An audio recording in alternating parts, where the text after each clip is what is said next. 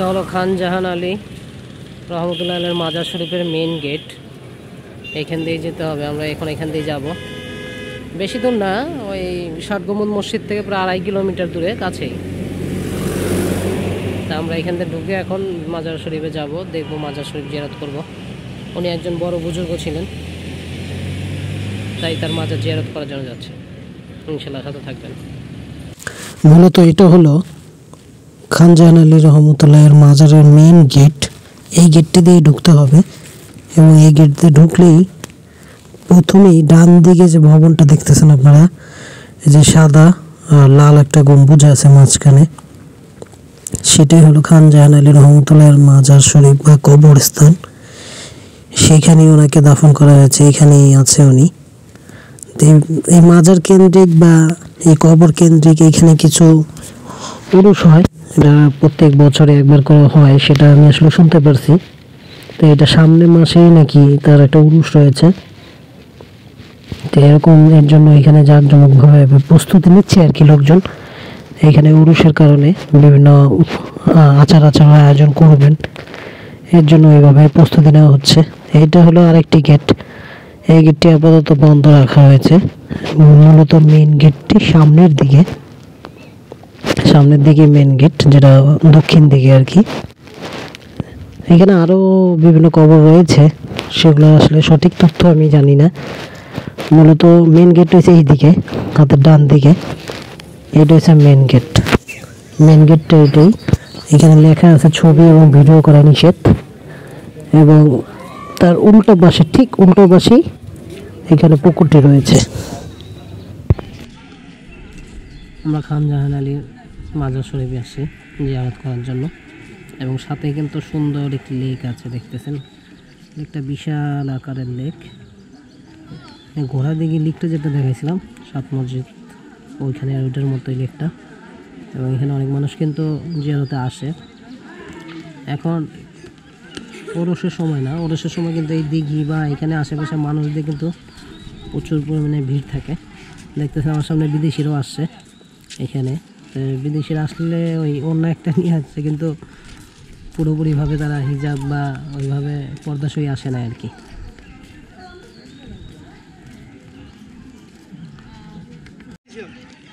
আমার পিছনে দেখতেছেন এটা খান জাহান আলীর মাজারের পাশে একটা দিঘি। এখানে অবশ্য অনেকে অনেক কিছু দেয়, মুরগি, খাসি, গরু, অনেক কিছু অনেক আমরা দেখি, কিন্তু মূলত আসলে এটা দেওয়া সঠিক কিনা এটা কিন্তু আসলে বোঝার বিষয়। ইসলামিক দৃষ্টিকোণ থেকে আসলে মানুষ এখানে জিয়ারত করতে আসতেই পারে, জিয়ারত করবে, সমস্যা নেই, কিন্তু ইসলাম বিরোধী কোনো কাজ করা যাবে না।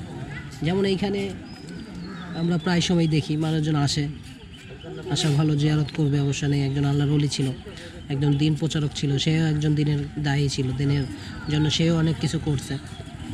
কিন্তু তার মানে এটা না যে তার কবরে আইসা আপনি ইসলাম বিরোধী কাজ করবেন, বা তার যে স্মৃতিচারণ্য যেগুলো আছে সেগুলো আপনারা ইসলাম বিরোধী কাজ করবেন, সেগুলো হতে পারে না। এই দিঘিটা কিন্তু অনেক বড়। এখানে আবার খিচুড়িও রান্না হয়েছে, যে খিচুড়ি খাচ্ছে কিছু মানুষ, দেখতেছেন।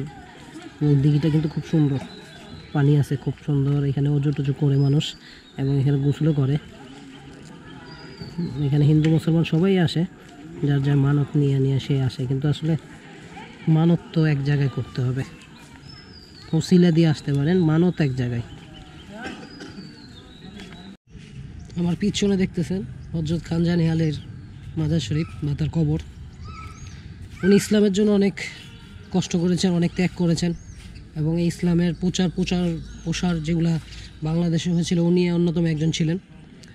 উনি 1369 সালে জন্মগ্রহণ করেন, 25শে আগস্ট, এবং উনি মারা যায় 1469 সালের 25শে অক্টোবর। উনি মারা যাওয়ার পিছনে একটি কারণ আছে, এবং কীভাবে যে মারা যায়, উনি 60 গম্বুজ মসজিদ এশার নামাজের পরই উনি মারা যায় মসজিদেই। আল্লাহ তাআলা আসলে নেক বান্দাদের, আল্লাহ তাআলা যারা ইসলাম প্রচার করে, আল্লাহ তাআলার কাছের লোক, আল্লাহদের বুজুর্গ যারা বুজুর্গ, তাদের মৃত্যুটা কিন্তু এভাবেই হয়। এশার নামাজের পরই ওনার মৃত্যু হয়েছিল, তাও 60 গম্বুজ মসজিদে নামাজের তো অবশ্যই। ওনার মৃত্যুকালে বয়স ছিল 90 বছর। 90 বছর বয়সে উনি মারা যায়। এবং ওনার মাজার শরীফটা আমার পিছনে দেখতেছেন। ভিতরে মাজার শরীফের ভিতরে ছবি তোলা, ভিডিও করা নিষেধ। এটা সব মাজার শরীফেই থাকে, কিন্তু একমাত্র মসজিদে কিন্তু ভিডিও ছবি করা নিষেধ কোথাও নাই। একমাত্র মাজার শরীফগুলো কেন্দ্রিক ব্যবসা কেন্দ্রিক হয়, এটার ভিতরে অনেক রকমের ব্যবসা থাকে, অনেক কিছু থাকে, এর জন্য তারা ছবি তুলতে দেয়, ভিডিও করতে দেয় না। নাহলে সেক্ষেত্রে মাজার ছবি তোলা বা ভিডিও করা এটা কোনো আহামরি কোনো জিনিস হতে পারে না।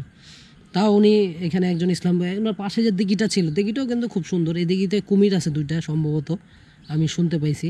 এখন আমি তো দেখি নেই, এখানে আসলাম কুমিরটা দেখি নেই, কিন্তু দিঘিটা খুব বড়। আবার ওনার ওরুস থাকলে তখন এখানে মানুষের অনেক জমজমাট থাকে, তখন মানুষ বেশি থাকে। এখন কিন্তু ওনার ওরুস নাই, এর জন্য মানুষ এখানে কম। কিন্তু যখন মানুষ বেশি থাকে, উরুস থাকে, তখন কিন্তু অনেক মানুষ থাকে। আপনারা দেখতেছেন পিছনে এখন ফাঁকা, আমি যতটুকু দেখাতে পারছি আপনাদের, বেশি একটা ভিড় নেই। এবং এই দেয়ালটা, এই যে পুরো দেয়ালটা দেখতেছেন, এই দেয়ালটা কিন্তু পুরোটা মাজার শরীফ। এই যে উপরে দেখতেছেন চারপাশে 4টা মিম্বার রয়েছে, 4টা গম্বুজ রয়েছে, মাঝখানে একটা মেন গম্বুজ। ওনার কবরটা এর ভিতরে, তো ভিতরে ভিডিও করা নিষেধ দেখে আর ভিতরে ভিডিও করতে পারিনি, কিন্তু মোটামুটি সুন্দর জায়গাটা দেখতেছেন এবং পরিবেশটাও খুব সুন্দর, সবুজ।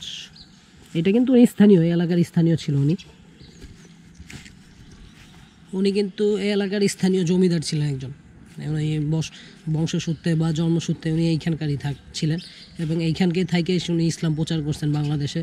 এবং খুবই সুন্দর ওনার আখলাক ছিল, উনি খুব ভালো মানুষ ছিল।